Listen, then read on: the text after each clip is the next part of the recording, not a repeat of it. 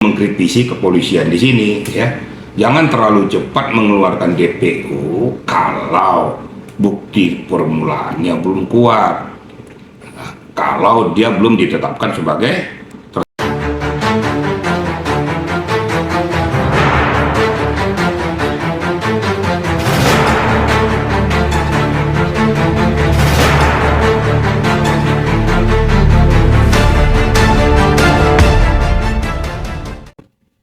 terima kasih untuk rekan-rekan media ya. Kalau saya memperhatikan berita-berita yang akhir-akhir ini muncul baik di YouTube maupun di televisi, sudah semakin banyak pro kontra ya, di dalam menempatkan posisi kasus tersebut. Memang repotnya ya, saya dari awal mengatakan repotnya bahwa tempus delicti-nya sudah berjalan beberapa tahun yang lalu. Tentu kalau menurut hemat saya sebagai mantan penyidik, sama mantan Karwasidik, mungkin sudah ada juga benang-benang merah yang terputus di dalam pengungkapannya. Bukan berarti bahwa penyidik itu mengabaikan tindak lanjut daripada penyidikannya, bukan. Tapi mungkin pada saat itu sulitnya untuk menemukan bukti permulaan yang cukup untuk orang-orang tertentu. Menurut hemat saya seperti itu. Tetapi seharusnya juga kasus itu tetap ditindaklanjuti, tidak terputus sampai di situ. Nah, ini yang perlu saya sampaikan dulu pada rekan-rekan media, supaya kita betul-betul equal. Bagi saya pribadi, bahwa kita harus netral menempatkan posisi ini di dalam mengungkap suatu kasus. Kira-kira begitu, ya. Oke, Pak, kan si Peggy ini sudah ditangkap nih Pak oleh pihak kepolisian. Namun, ya kan banyak yang beredar juga ciri-ciri fisik Peggy itu mempunyai piercing. Dan netizen itu banyak yang menyimpulkan, wah ini kayaknya ada salah tangkap ya. Menurut Bapak sendiri itu seperti apa? Diduga salah tangkap. Boleh-boleh saja ya, saya katakan beberapa kali ya, saya diwawancari media tuh, netizen tuh mempunyai hak untuk memberikan suatu pandangan dan pendapat, itu sah-sah saja ya. Kita juga jangan melarang netizen memberikan suatu ungkapan, mungkin itu apresiasi atau kekecewaan, itu sah-sah saja. Kita kan publik keterbukaan. Namun saya berkata di sini, penyidik menurut hemat saya sudah menemukan minimal 2 alat bukti yang cukup untuk mendudukkan orang tersebut sebagai tersangka. Jadi kita tidak bisa menduga, tidak bisa ngejas. Biarkan aja penyidik itu melakukan tindak lanjut daripada penyidikannya dan pengungkapan sampai tuntas siapa-siapa yang terlibat di dalamnya. Kalau memang nanti di dalam tindak lanjut tersebut ada kekeliruan daripada penyidik, kan ada hak daripada si pelapor, apakah si pengacaranya melaporkan ke propam untuk minta ditindaklanjuti bahwa ini salah tangkap, bukan ini orangnya. Tapi kita nggak bisa menjustif bahwa cirinya bukan begini, bukan begitu, bukan kita. Itu kan kita netizen. Netizen orang luar yang hanya menangkap kacamata yang luas secara global. Tapi secara spesifik, penyidik kan mengetahui, memahami apa harus yang dilakukan oleh penyidik tersebut. Ya kita serahkan aja kepada penyidik. Nanti pengungkapannya tentunya nanti, semua ini kan akan bermuara di pengadilan. Silakan adu bukti, adu data, adu informasi untuk mendudukkan proporsinya. Kalau memang betul-betul bahwa yang bersangkutan bukan merupakan seorang pelaku, saya yakin hakim akan memutuskan bebas atau free spark. Tapi kalau seandainya di dalam alirannya nanti ternyata ada benang merahnya, nanti kan ditelusuri semua nih. Mungkin akan menggunakan lapor nanti ya, laprim untuk mendudukkan ini. Kemudian katanya uji voice. Nanti kan ada kan ahli bahasa, ahli psikologi itu akan digunakan oleh penyidik Polri. Pasti saya yakin itu untuk memastikan posisi itu.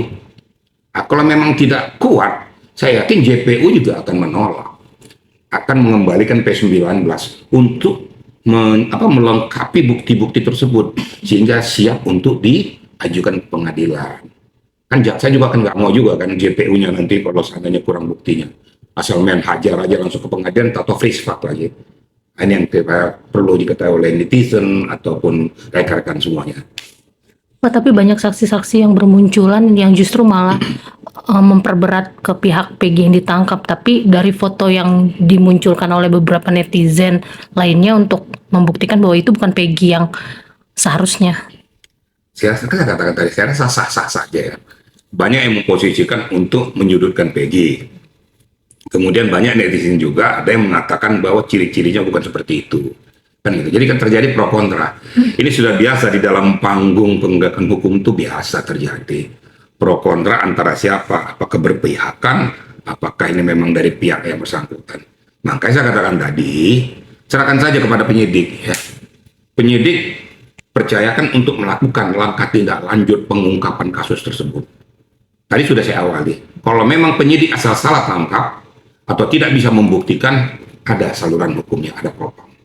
Propam harus netral juga, harus mendudukkan posisinya untuk mengungkap kasus tersebut.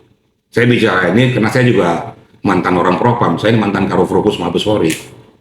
Jadi saya kuat, kalau memang anggota memang salah tangkap, jangan, kasihan ya. Lebih bagus melepaskan 1.000 orang daripada menahan seseorang yang tidak terbukti. Ini prinsip. Karena pada saat kita tahan seseorang, atau dia tidak melakukan perbuatan, dosa besar kita. Lebih bagus kita melepaskan 1.000 orang yang melakukan perbuatan tindak pidana, tapi belum bisa dibuktikan juga gitu ya. Udah dibuktikan, nggak usah ditanyain, pasti udah masuk ke pengadilan. Kira-kira gitu pendapat saya. Tapi kenapa baru 8 tahun nih Pak, baru bisa menangkap? Dan cuma seorang tukang bangunan. Ya, begini ya. Keterlambatan ataupun tenggang waktu yang cukup lama, saya hanya mengambil suatu prinsip. Tadi saya katakan lebih bagus kita teliti. Contoh, saya sudah tahu itu pembunuhnya. Saya sudah tahu itu pembunuh, pasti pembunuhnya dia. Tetapi untuk membuktikan dia sebagai pembunuh, kan saya perlu bukti-bukti, fakta-fakta. Untuk mendudukkan, oh betul dia seorang pembunuh. Padahal mata saya sudah lihat loh dia membunuh. Tapi kan cuma satu saksi aja kan nggak bisa. Harus didukung oleh data-data dan bukti. Ini peliknya hukum tuh di situ. Jadi pada saat terjadinya peristiwa itu seperti Peggy ini, orang melihat tapi mengatakan bahwa mana buktinya nggak ada. Kenapa sampai sekian lama? Mungkin penyidik menelusuri ini kok sulit menemukan benang merahnya ini. Mungkin ketertutupan orang-orang tertentu tersebut. Gitu. Tapi walaupun demikian, memang diharapkan bahwa Polri itu harus profesional, transparan. Ya. Katakanlah bahwa ini keterlambatan gara-gara kelemahan penyidikan kita harus jujur saja, gitu loh. Ya kita harus minta maaf kepada publik bahwa proses ini sekian lambatnya. Yang lebih apesnya lagi ditindaklanjuti setelah adanya film bermunculan film ini baru muncul netizen, muncullah pemerhati mengatakan loh ternyata dari sutradara itu bisa mengupas pokok permasalahan. Tapi film tersebut juga belum tentu benar juga. Namanya juga film. Film itu kan mengambil kiasan-kiasan keterangan-keterangan yang bukan berdasarkan fakta hukum, berdasarkan pengalamannya atau pendekatannya, penjelasan daripada orang yang akan diambil keterangannya. Kira-kira gitu ya. Kemarin Pak, Polri itu kan melaporkan hal tersebut karena ada gaduhan pasti asosiasi lawyer musik Indonesia melaporkan mana kemarin Polda ya ke polisi. Nah, melaporkan seseorang itu kan kalau memang ada bukti permulaan kan silakan sah-sah saja. Menimbulkan kegaduhannya itu di mana? Kalau memang pelapornya bisa membuktikan bahwa film tersebut membuat kegaduhan. Tapi kalau seandainya film ini justru merupakan pokok Pandora untuk membuka kasus tersebut, why not? Gitu. Jadi kita yang nggak usah terlalu a priori lah. Lihat aja perkembangannya. Nah ternyata setelah film muncul, lah ada orang-orang yang diperiksa. Jadi yang dimatakan membuat kegaduhan yang bagaimana? Kalau seandainya kegaduhan itu karena hal yang positif, kenapa tidak? Terlalu sumir lah untuk mengadukan seperti kayak gitu. Biarkan saja proses berjalan. Ya, menurut saya diabaikan saja. Kira-kira gitu. Pak, dan saat ini Peggy pun sudah ditangani oleh 67 lawyer. Gimana Pak tanggapannya? Karena kan sebegitu banyaknya yang ingin membela Peggy bahwa Bukan Peggy itu ya pelakunya. Kalau saya juga lawyers ya, itu sah-sah saja silakan lah lawyers mau 70 kayak 100 kayak 1000 itu biasa lah. Dia berdasarkan fakta-fakta yang dia terima, dia lihat, terus kemudian dia ungkapkan masalahnya. Yang penting kan sekarang mau berapapun gabungan lawyers itu kalau memang mempunyai data dan fakta, ya kenapa tidak? Jadi kita juga nggak usah terlalu, kok sekian banyaknya, ya bisa aja nanti besok nambah lagi supaya ikut juga di dalam urutan nama lawyers tuh. Padahal untuk mengungkapkan itu nggak perlu sampai 1000 lawyers, 3-4 lawyers saya cukup. Silakan jabarkan sendiri lah bahasa saya juga. Saya juga lawyers loh ya. Saya nggak, dalam hal ini saya nggak mau ikut cawe-cawe itu untuk apa? Bukan malah mempermudah permasalahan, malah merumitkan masalah dengan berbagai pendapat, dengan berbagai argumentasi. Itu menurut saya seperti kayak gitu. Jadi ya silakan saja. Tapi ya sah-sah saja. Kita juga nggak usah risih dengan gabungan beberapa lawyers untuk mengungkapkan itu. Kira-kira gitu ya. Pak, dan saat rilis juga polisi menghilangkan 2 DPO dianggap fiktif. Gimana Pak tanggapannya? Dan Bang Hotman pun juga mempertanyakan itu karena di BAP kan ada 3 DPO, tapi polisi akhirnya menghilangkan 2 DPO tersebut dianggap fiktif. Begini ya, sekali lagi saya katakan, Polri, penyidik, kita berharap supaya bertindak profesional. Itu pertama dulu ya. Bertindak profesional, netral, aktual, tidak memandang siapapun yang menghadapi kasus ini. Ini kan bukan kasus-kasus yang terlalu ini, sebenarnya kasus yang murah, tetapi memang pada saat itu sulit pembuktiannya. Nah, kalau menghilangkan 2 DPO fiktif, tentu ada pola pemikiran Pak penyidik tersebut setelah ditarik benang merahnya kok tipis, dibuat DPO-nya seperti kayak gitu. Tapi kenapa juga terlalu cepat dimunculkan DPO-nya? Nah, itu juga. Di sini juga saya mencermati ya, mohon maaf juga, saya juga mengkritisi kepolisian di sini ya. Jangan terlalu cepat mengeluarkan DPO kalau bukti permulaannya belum kuat. Kalau dia belum ditetapkan sebagai tersangka.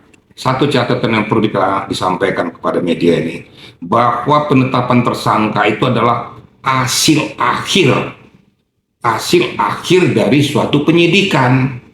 Berarti kalau sudah hasil akhir dari suatu penyidikan itu berarti minimal 2 bukti permulaan yang cukup sudah ada di tangan penyidik. Baru kita membuktikan bahwa itu tersangka. Ternyata orangnya kabur, DPO kan gitu. Tapi jangan belum apa-apa DPO dianulir lagi ya. Saya juga ya sedikit mengkritisi kepolisian, saya juga polisi. Maksudnya supaya lebih cermat, lebih teliti menempatkan posisi dan komposisi ini. Kira-kira begitu ya. Nah, dari kacamata Bapak sendiri kan tadi udah ngejelasin ya Pak ya.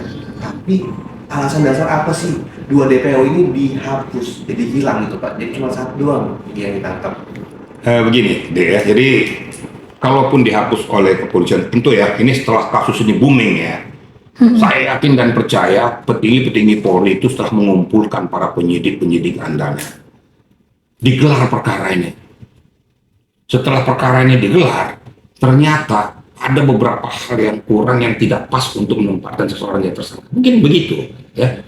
Karena dengan situasi ini dari orang reserse ataupun para direktur atau kabar reskrim sekalipun harus betul-betul lebih cermat. Karena kalau tidak cermat, mata publik sudah mengarah kepada posisi ini. Nah, pada saat digelar, seluruh penggawa-penggawa hukum yang ada di reserse penyidik itu memberikan argumentasinya. Nah, dengan argumentasi tersebut ya dianulirlah yang 2 orang ini karena benang merahnya tidak ngepas. Kalau dikatakan kenapa didahului DPO, ya kan sudah jelaskan tadi kan. Itu mungkin benang merah. Jadi kenapa dihapus? Ya berdasarkan hasil gelar perkara. Ini sudah gelar perkara yang full. Saya yakin ini. Inilah hasil yang maksimal, makanya 2 DPO itu dihapus atau dianulir. Karena saya katakan tadi lebih bagus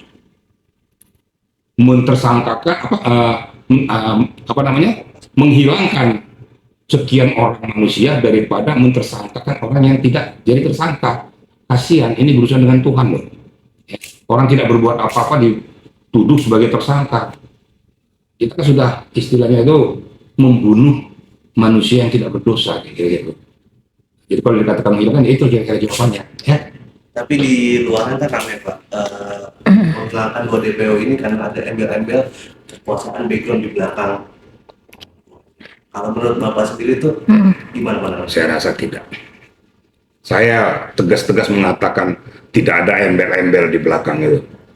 Karena saya telusuri kok siapa pelakunya, siapa tersangkanya, siapa korbannya. Ya bukan di belakang orang embel-embel yang hebat-hebat banget. Terus apa yang ditakuti dari mereka? Saya yakin dari Barreskrim itu betul-betul memang sudah mencermati itu. Nggak ada urusan embel-embel di sini. Menurut emak saya ya. Saya mantan penyidik loh, saya mantan Karwasidik. Kalau betul-betul memang sudah ekor, nggak ada urusan sama saya. Saya mantan Karo Propos. Nggak ada urusan sama saya, sikat babat. Embel-embel di belakang kalau memang betul-betul tersangka, kenapa tidak? Kenapa harus dibebaskan? Tapi kalau memang betul-betul tidak terbukti, jangan dong dipaksakan. Kalau dikatakan, kenapa dulu dibikin DPO? Ya itulah, saya kan sudah katakan sedikit mengkritisi pihak penyidik terlalu cepat memposisikan kasus itu jadi DPO. Saya kan nggak membela juga kan, harusnya betul-betul kuat dulu dong. Betul-betul tersangka, ada alat buktinya berdasarkan gelar perkara yang full, yang kuat, oh betul tersangka. Orang yang kabur baru DPO. Kira-kira gitu, ya. Pak, tapi ini Pak Rudiana selaku orang tua dari almarhum Eki, kekasih Vina, dianggap juga seperti menyembunyikan sesuatu karena saat dia klarifikasi ke publik pertama kalinya seperti ada tekanan gitu Pak. Padahal dia polisi gitu, kenapa nggak bisa mengungkap pembunuhan siapa pelaku anaknya, katanya gitu. Ya itu tanya sama yang bersangkutan lah, kenapa sudah. Iya, maksudnya ya background yang dibilang karena ada oknum, yaitu di atasnya Pak Rudiana ini katanya punya jabatan tinggi, paling tinggi gitu Pak. Nggak ada. Nah, jangan terlalu mendengar gitu, paling tinggi mah paling tinggi di pohon. Enggak lah. Saya kalau naik sih, kalau saya seperti kayak gitu di bawah tekanan sudah menghilangkan nyawa orang, nggak ada urusan lain mau siapa petingginya kan.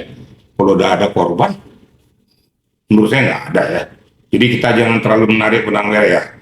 Karena ini, karena di backing ini. Nah, di atas saya kan masih ada langit. Di atas dia kan masih ada petinggi lagi. Ini hal yang sangat sensitif loh, menghilangkan nyawa orang lain dengan cara brutal lagi. Terus ditutupi, ya nggak mungkin. Nggak ada di bawah tekanan atau dia memberikan keterangan-keterangan yang tidak ngepas, melindungi hal tersebut. Menurut saya ya nggak juga gitu loh. Harus netral saya mengatakan apa yang ada sesuai dengan fakta yang ada. Saya nggak mau berandai-andai supaya kelihatan debat kusyurnya mantap, terus saya mengeluarkan pendapat-pendapat akhirnya jadi absurd. Justru itu mengkaburkan pokok permasalahan. Dalam hal ini saya katakan, serahkan seluruhnya kepada penyidik Polri. Silakan pemerhati hukum untuk memberikan informasi. Kalau memang fakta nanti di pengadilan ternyata Polri atau penyidik itu menyalahgunakan kewenangannya, ada salurannya Propam, laporkan. Ada juga salurannya ke atas. Kan ada juga Presiden kan sudah turun. Presiden sudah menyampaikan kepada Kapolri bahwa harus transparan. Saya yakin Kapolri kasih transparan ya. Juga ada teguran masalah kan, apalagi ini kan sudah dicermati bukan hanya seluruh Indonesia loh, termasuk internasional sudah mencermati ini loh. Jadi nggak boleh main-main lagi. Saya yakin kedepannya ini betul-betul arah penyidikan nih sesuai dengan etika prosedur. Kalaupun nanti di dalam perjalanannya ada yang sudah seperti yang Anda katakan tadi, ada yang sudah dihilangkan DPO-nya, kok boleh buat? Itu nanti urusan Propam lah menindaklanjuti. Siapa penyidik yang melakukan itu? Periksa saja. Bos ragu-ragu kita periksa kalau memang salah. Kalau memang betul-betul dia menghilangkan barang bukti penyidik ya periksa. Supaya masyarakat paham. Jangan sampai gara-gara oknum ini ya, gara-gara oknum citra Polri itu jadi tercemar. Saya juga nggak mau, makanya saya katakan dulu, siapapun kalau sudah berurusan dengan seperti ini saya nggak peduli. Siapapun anggota yang melakukan pelanggaran itu kalau memang sudah terbukti harus diberikan sanksi. Saya yakin dari Kapolri akan sudah menerjunkan lah, baik Propamnya, Kabar Eskrimnya, Kabintelkamnya pasti sudah diturunkan, karena sudah ada warning dari RI 1. Itu kira-kira rekan-rekan ya.